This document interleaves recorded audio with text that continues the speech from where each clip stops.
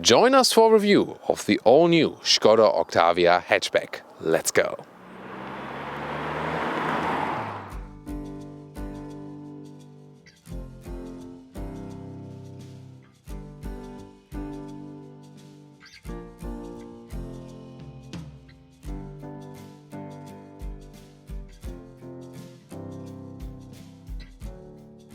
Here in the front of the new Octavia generation we see the new front grille, and it leads over to the headlamps seamlessly, and thank God this split headlamp design from the recent facelifted previous generation Octavia is gone now, so definitely sportier, wider as for design. 4m69, 15'4" or 185 inches is the length here of the new Octavia. Hasn't changed that much, just a little bit longer, a little bit wider and so on. Wheels from 16 to 18 inch right here in a somewhat aerodynamic design. 19 inch will be reserved then for the RS model. The new Octavia generation was improved in aerodynamics and, to me, also in the design. Here, a very fluent design. Also in the rear, this 3/4 rear perspective is a very beautiful one. Big Skoda lettering now here, and then you can see the light signature here at the rear, also in a very modern style. Engines, the turbo petrol engines start with 3-cylinder 1 liter, 110 horsepower. This one here today, 4-cylinder 1.5 liter, 150 horsepower. Either as it is here, manual gearbox, or with the DSG dual clutch transmission, then also with mild hybrid technology. Then there will also be the 4-cylinder 2 liter, 190 horsepower. Then there will be the plug-in hybrid 1.4 liter plus electric drive as 204 or 245 horsepower. And the 2 liter TDI 115, 150 or 200 horsepower.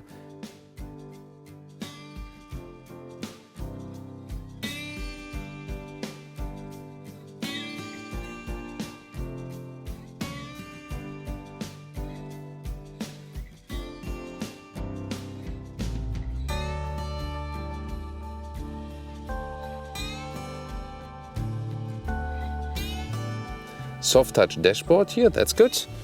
Then a completely new steering wheel here with this open, no spoke design. Yeah, it looks strange, but you can get used to it. Digital instruments always like this. Then seating, there are also plenty of fabric and microfiber seating choices. Also nice sport seats will be available. Here today the animal skin pack, which is hotter in summer and colder in winter. You should leave it out also for practical reasons. Ergo active seats, so the same seat form, which is really decent. Surplus in comfort, but again also then available with different materials, the very same seating form. Let's get inside, of course, with a shoe tab, yeah. And electric pump in the WR here with the electric seat. Starts of course with a manual seat and with 1m86 or 6'1", plenty of headroom left. There is also a panoramic roof available as an option right here. Steering wheel up and down and in and out, so nice smooth process. Interior overview, and we see here a very clean design. Once again, this nice structure and dashboard, soft touch. Then it would start with the 8.25 inch screen on the right. This is the optional 10 inch screen, and left side always digital instruments, 10.25 inch. Left and right some somewhat analog gauges here for the fuel status, for example, inside on the screen. And about these digital instruments here, big speed, for example, in the middle part, and you can have, for example, this view. By the way, here the check engine light is always on when the ignition is turned on. When you really turn the engine, it disappears like in every Volkswagen AG model ever built with this kind of light. Then here you can see, you can also change to the whole map view all over the screen.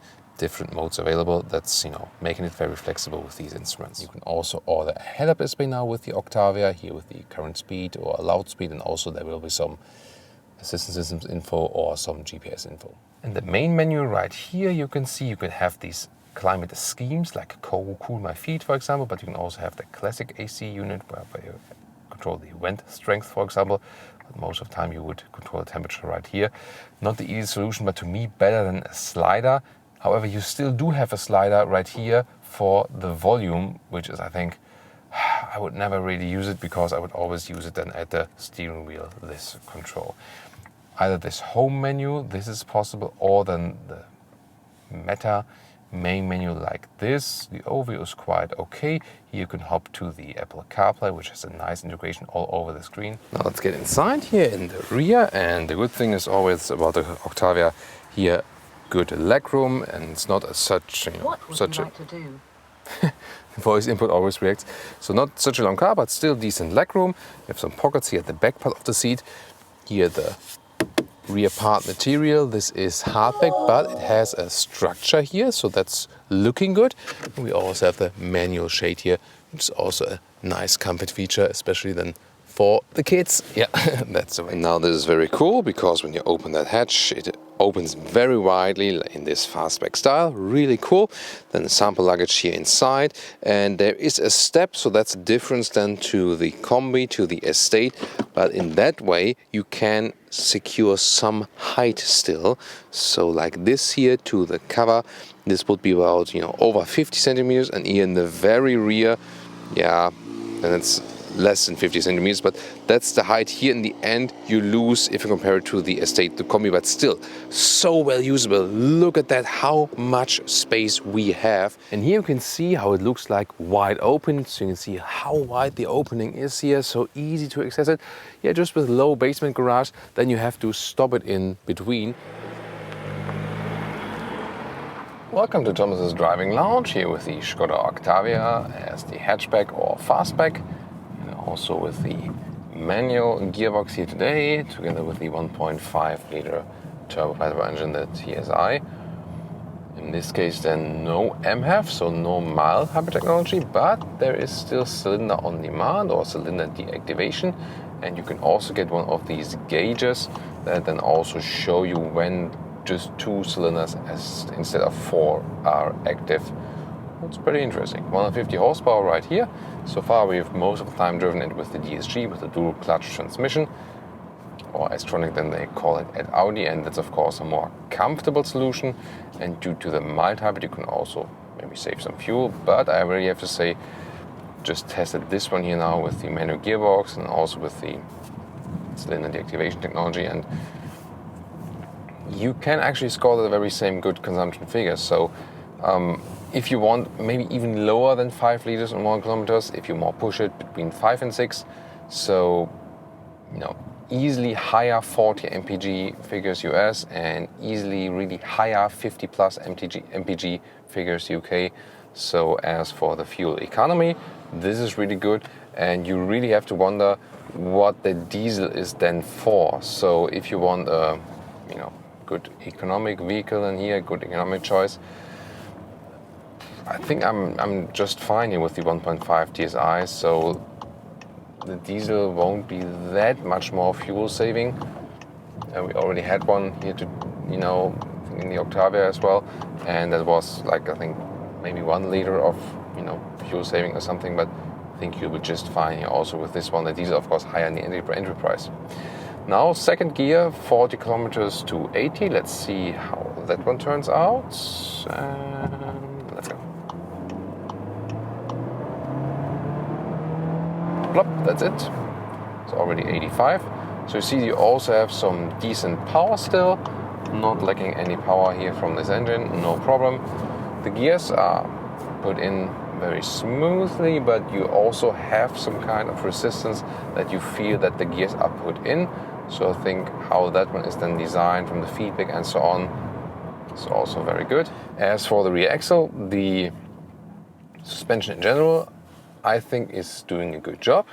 Like to have that. So the standard suspension would be okay if you go more budget choice. DCC is always better. It really gives you more comfort. At the moment we are in normal mode, and we also have the optional DCC here. The only thing is that in the 150 horsepower cars, Leon and Octavia included, we do not have the multi-link rear axle. Whereas the Golf and the A3, when they have 150 horsepower, they already have it. So the car here is also available with that when you pick a different engine then later on, or maybe like the plug-in hybrid and so on. But not with this very vehicle with 1.5. And you do feel the difference. The Golf and the A3 they are more comfortable, definitely. Let's go to sports mode. Also for DCC, it won't change too much for shifting because it's a manual gearbox. Now an acceleration, 40 kilometers to, let's see, whatever, some high-speed testing. Let's go.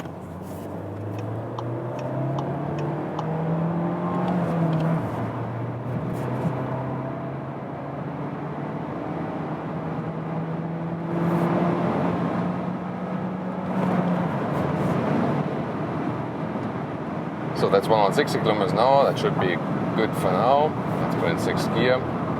And it's a little bit windy outside today, but I mean here at 150, 160 kilometers an hour, still quite reasonable. Is the Golf in the A3 a little bit more silent? Maybe yes, a notch, but not that there would be huge difference. But yes, I would say that the A3 is a little bit more silent, definitely than at higher speeds. The car is still stable. I've set the DCC to sport, so I have a little bit stiffer setup here. High speed lane change, good to control. There's also good steering input here. No dead zone, very direct control of the steering wheel. Once again, shifting back. So a safe feeling of the vehicle, definitely. But I really have to say that with the Golf and the A3, with that more sophisticated rear axle, or then also when we later test the version here in the Octavia, which has that, you do feel it because the multi-link rear axle is more comfortable and also gives you a sportier connection to the road at the same time. So what I mean by that is it gives you more comfort when running over bumps, but at the same time it lets the car stick more to the road, that you feel more in control of the vehicle also in sporty situations. So this then could be a reason to go for a higher engine spec. If you compare this vehicle here to other competitors in the market, it's still good suspension, no doubt. But it will be even better than in the higher engine specs, or if you then go to one of the internal, I would say, competitor models. You can see how it looks like a little bit with the ambient lighting also. So nicely done here, that it shines from below. A little bit Mercedes style, how it shines here. And yeah, indeed, guys, it does have a little bit Mercedes style also with that steering wheel and so on, don't you think so as well? So maybe they felt inspired by that, I don't know. But definitely very interesting. Here again in the tunnel, it's not too loud, and this car overall gives you a very good and neutral feeling. Is it different in the driving? Here the hatchback or fastback or sedan or limousine or hatch, however you want to call this version here, comparing to the estate, the combi, the wagon, however you want to call that one, they absolutely feel the same. I feel no difference. This here, I think, just a little bit more elegant in the building style from the exterior. Driving-wise, yeah, I mean, it's, so to speak, the better building form for driving dynamic, I would say. But yeah, I mean, you don't really feel much difference. It's really good handling, not too sporty. So if we compare also the competitors, Leon, A3, Golf, I mean, you see here, it's a nice and good handling. It's also fun to drive the car, definitely.